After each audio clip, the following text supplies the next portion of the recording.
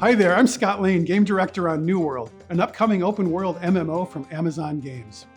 In New World, you'll be up against the haunted wilderness of Eternum, a mysterious island set in the twilight of the Age of Exploration.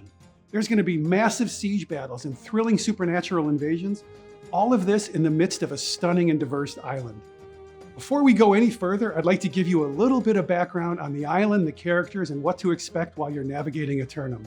You start your journey as the navigator aboard a ship destined for Eternum, who survives a terrible crash and awakens to a strange new world. It's full of both wonder and horror. You find yourself immortal, but you quickly learn there are fates far worse than death. The humans of this lost continent are in a constant struggle against themselves and a threat growing in power, the corrupted. Eternum is a supernatural island with an eternal conflict that causes shifts in its balance of power. The corrupted, the lost, and the angry earth are in a constant struggle for control. This conflict is at the root of our universe. Over the last century, the pendulum has swung in favor of the corrupted with the rise of the Tempest, the architect of an apocalypse that seeks to unmake life here and target the old world next. Only you, the player, are capable of uniting the warring human factions to face your common enemy that is hell-bent on taking over the world. There's a mixture of main story quests and side quests that lead the player on their journey through Eternum, where the central question is, what is the price of eternal life? On your adventures, you'll meet characters who have adapted, struggled, and succumbed to the power of this place. You'll discover ancient secrets, make powerful allies and enemies, as well as learn that not all is as it seems on Eternum. Last summer, thousands of players joined us for a preview of New World, and they offered us a ton of great feedback. What we heard most was that players wanted to see more mid and endgame content, as well as more opportunities for PvE. That's exactly where we focused our efforts. We're excited to show you some of that today. To bring more PvE content to our players, we introduced Expeditions. These are 5-player instanced experiences that take you into the darkest corners of Eternum. You'll face extreme challenges, expose the angry Earth's hidden agendas, reveal the threat behind the lost, you'll dig into the mystery of the ancients, and you'll uncover more about the source of the corruption. Your team will need skill and coordination to overcome these challenges. Each expedition has unique mechanics, bosses, and loot, and each one has its own story to tell. We'll have 6 expeditions in the game at launch, and here's a look at a few of them. AMRINE Excavation, the first expedition you'll encounter in New World, takes place in a dig site just west of AMRINE Temple. This is where famed archaeologist Simon Gray and his team have gone missing. Your party's going to need to venture into the depths of the dig site to discover what happened to them and to the ancient technology they unearthed. You'll encounter the Empress of Ebonscale in the Dynasty Shipyard. She's been building a fleet of warships and must be defeated for the safety of Eternum and the world. In the Garden of Genesis, one of our endgame expeditions, you'll explore the garden where the angry Earth are born. The garden has been infected with a mysterious blight that must be stopped before it spreads to the rest of Eternum. You'll need to face the garden's protectors in order to purge the blight and begin the garden restoration. These expeditions are just a sample of what we'll have in at launch, and there will be much more to come in the future. We've also added 2 new zones to New World since preview. First, we have Ebonscale Ridge, filled with lush wetlands, majestic waterfalls, and towering cliffs. It's a mysterious area in the northwest of the map, home to an exiled empress named Taiyang. A bright young woman once destined for greatness, the empress is now building an army of corrupted forces to reclaim her lineage and her rightful claim to the throne. Rickwater is a rundown fishing village overrun with brutes, pirates, and the other undeads. Originally imagined as New Venice, the settlement was built on the submerged ruins of an ancient residential district, but quickly overtaken by the Siren Queen and her flotilla, capturing the remaining settlers of Rickwater into her crew.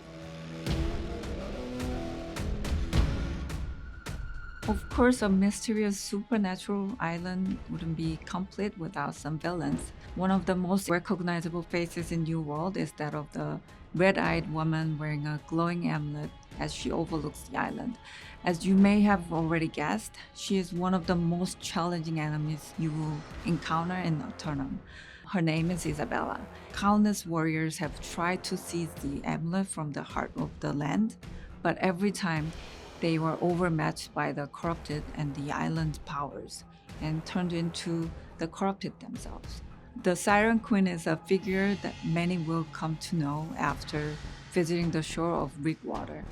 Much about the Siren Queen is yet to be revealed. I don't want to spoil too much, but I can say that she and her crew originally arrived at the island seeking to create a new land in which all people could be equal. And somewhere along the way, she lost her soul.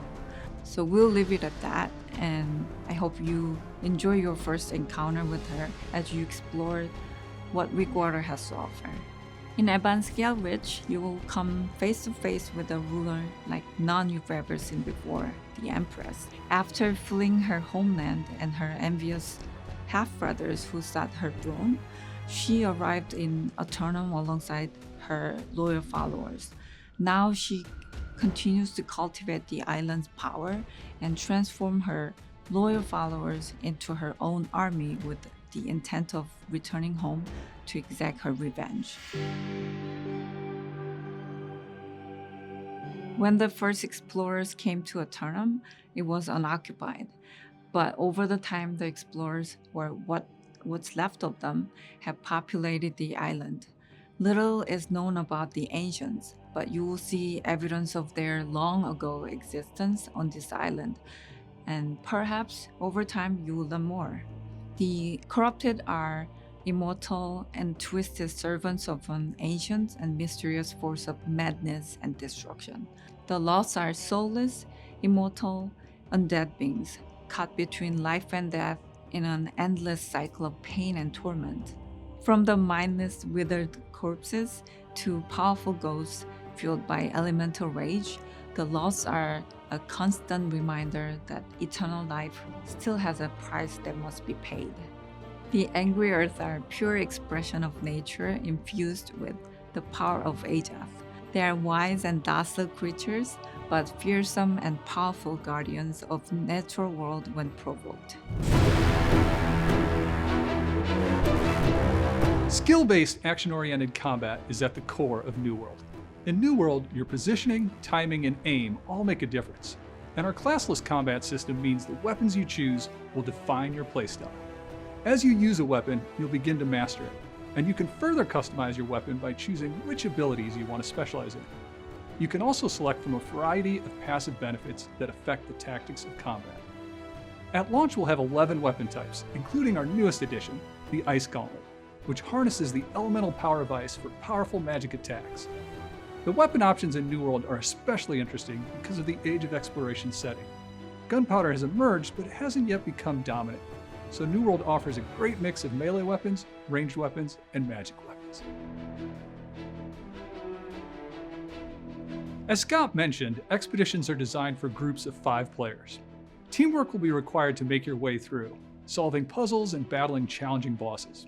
When you enter an expedition, you'll want to make sure you have a healer who can restore your party's health, and a tank to hold aggro and control the flow of battle, and some friends ready to quickly dispatch the enemies.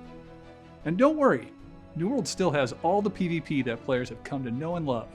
Whether you're challenging a rival in a duel, competing in a 20v20 outpost rush, or jumping into an all-out 50v50 war, or just enjoying some friendly combat in the open world, there are plenty of opportunities to test your mettle against other players.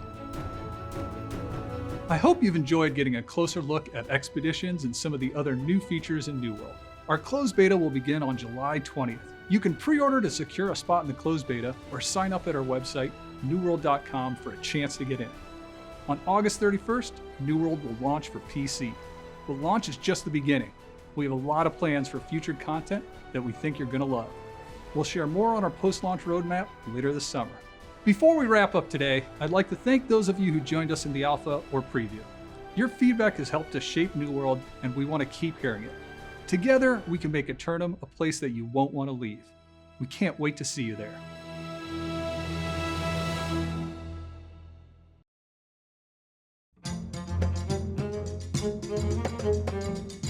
Hey guys, it's Jeff Keighley, and I am here at Amazon Games in Irvine with Scott. It's good to see someone in person and do one of these interviews. We're fully tested, and I got to say, you guys have been testing this game for a number of years, working on it and building it. And I first wanted to start by asking you, what has kept the team motivated through all these years? I know this past year has been so challenging to make games, and you guys had a lot of players in it last summer, have been building on it. What's kept you going all these years? First off, thank you so much for coming. Yeah. It's great to see you. There's been a lot of things that have kept us going. We love the lore. We love the story of Eternum. We love to just be able to tell that story. But for the last year, it's been watching the players play the game, reading the feedback, engaging with them, and trying to understand, where they want us to take the game and how we can get it there. So when the team's in the forums or in the game and chat, watching and talking to players, it just pumps us up. It's fun. It helps us. Well, these games are obviously built with the audience, and exactly last summer it was great to have all those players in there. As you said today, you guys have been building a lot more content and refining aspects of the game. From a top level, like New World, what do you hope it adds to the MMO genre? Like, it's an amazing genre. There are fans that don't just spend tens of hours; they spend hundreds of hours in these worlds. What are you hoping this game adds to the canon of MMO games? Well, I think there's a few things. One, we're building this beautiful world, and I think our graphics bring a different dimension to the MMO genre. They're a little more realistic, and it helps us with the storytelling that we're trying to tell from about Eternum in this time generation. Yeah. But the combat is the big differentiator. You bring that modern graphics in with the action combat, and it creates a whole experience that you can just get lost in. And this setting for the game is so beautiful, but also so unique. Take us back to kind of the genesis of this project and New World and this setting. How did it come about? How did you guys land in this? Because this is brand new IP, big decision about where you were going to set this game. How did that come about? Well, we love the idea of the age of exploration. We always say it was the last gasp of the sword and shield and the first breath of the musket or the gunpowder. Yeah. So we thought that was a really cool time period, and we wanted something around there. And when we came up with the idea of an island lost in time, Eternum, and thinking about all the different visitors that could have come there through the years, chasing immortality, not realizing what they were really going to get with it, and how we could tell that story in an island, we all just kind of fell in love with it. Well, it's an amazing setting, and I know how hard the team has been working over these years to build this game. Last year, you had a lot of players, as you mentioned, in the game, and you've been building it based on their feedback. And you talked a lot about, in the video today on the sort of mid to end game content and how you've been adding a lot to that. I'm curious overall, though, from sort of a macro level, like how has the game changed in the past year based on player feedback? Yeah, for sure. So outside of the big changes we've talked about, all the new content, we really took to heart a lot of the feedback we heard in the preview. Spawning systems. So in the game first, when players were playing on the beach, there was all kinds of issues with not enough enemies, this and that. We've revamped the spawning system. Combat. There was people didn't like as many of the interrupts as we had. People thought there was too many different weapons you could have equipped at once. They wanted a little more differential in the combat trees. So we've done a full revamp on mastery. And then crafting. We've done a complete overhaul on crafting. We've added a lot of depth. You can now craft endgame materials right that compete with stuff you can find in the world. There's discoverable crafting ingredients, and there's just a lot more to do with all those systems. Yeah, I love that this game continues to evolve. And one aspect that you've been evolving over the years is the PvP aspect. Tell us a bit about that, because 50-player war, I mean, it's like there's a lot going on there, 50v50, things like that. Tell us, what can we expect from a PvP aspect of the game? And I know it's opt-in to do that too, right? It's fully opt-in. So yeah. Our vision for the game is to create a world where PvP and PvE not only coexist, but they complement each other. That starts with the territory game, where you can own different territories, and that's decided through the PvP part of the game. Once you own those, you can set different rules for the territories, things like tax rates, or you get other benefits like, if you own connecting territories, you might be able to access storage or get fast travel. Yeah. And then ultimately, anyone can choose to fight in the war, and that's an opt-in PvP as well. But we've also built the game with the PvE player in mind, and we want the PvE player to feel that they can have a full, awesome experience without ever ticking the PvP box if they don't want to try that. All right, so something for everyone inside of this. And I know in a world this vast, there's a lot to build, and I love that you've created all this additional content over the past year. We know that there's going to be a beta in July. People are going to get to sort of jump in again, get ready for launch at the end of August. I'm amazed that not just for this team, all these game teams around the world have been able to build games, in a work from home scenario. What has it been like for you guys to have, the alpha working from home and then building all this content? I mean, it's a tribute to all these teams, but has it been any different for you than normal? Yeah, you have to learn how to communicate differently. You have to develop new muscle memory, as we say, or skills to do it. Yeah. But it's challenging because you lose out on those. You're in the cafeteria or the kitchen getting something to drink, and you hear two people talking about a feature they're putting in. You're like, oh my God, I didn't know that exists. That's so cool. How can I hear more? So you lose some of that, and you have to try to find ways to get it. But even like the other day was the first time I've seen a couple people in over a year. And you see people on camera every day, but you forget, oh, you're tall, or you're this, or you're different than me. And it's just been it's been a challenge. We've added a lot of ways to overcome it, but coming out of it now, which it feels like we are, I hope we are, I'm really excited to get everyone back together and celebrate launch, hopefully in person, right? Exactly. Well, Scott, before we go, I have to ask you, the internet has certainly been talking about this game the past few weeks in relation to the idea that is it a pay-to-win game, and fans that have invested time in this in the alpha or will be investing time in this year, I think want to feel like they really can earn their way to the end, and no one's going to be able to sort of artificially accelerate their way to a lot of the other content. What can you tell us about that? How are you guys approaching this concept? Well, we've tried to be as transparent as we can with the players, and we continue to do that. So with that in mind, we're going out and we're building a game that has a very level playing field. That is super important to me. It's super important to the team. When we launch, we're only going to have cosmetics for sale in the store. Over the next several years, the game is going to grow and grow and grow, and we're going to see where that takes us. And I will say, last year you guys put out this alpha, and sometimes I feel like alphas come out and they're just marketing events, and the game is kind of coming out anyways. You did the alpha and then really went in and have spent the past year retooling a lot of aspects of the game, pushed it a whole year based on the community feedback, really, right? We took it to heart, and I hope it comes through for everyone when they see and hear what we're showing. And like I said, we revamped the combat, the crafting, the spawn system. We've added all of this new mid and end game content, all because of what we heard from people in the preview and in the alpha. So yeah, we're trying to, it's really important to us to watch, listen, and actually absorb what people are saying, and then try to show that in the software.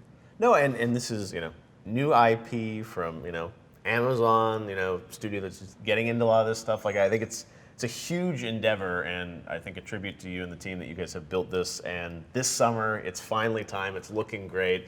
So beta coming in July, right? July 20th, yep. July 20th, and then release August 31st. So for sure. The summer of New World after many, many years. And I know it hasn't been easy this past year, especially to develop the game. So thanks to you and the team for inviting us in, although all the teams at home, you and I are hanging out here, but they're working hard, and we can't wait to check out the game, New World.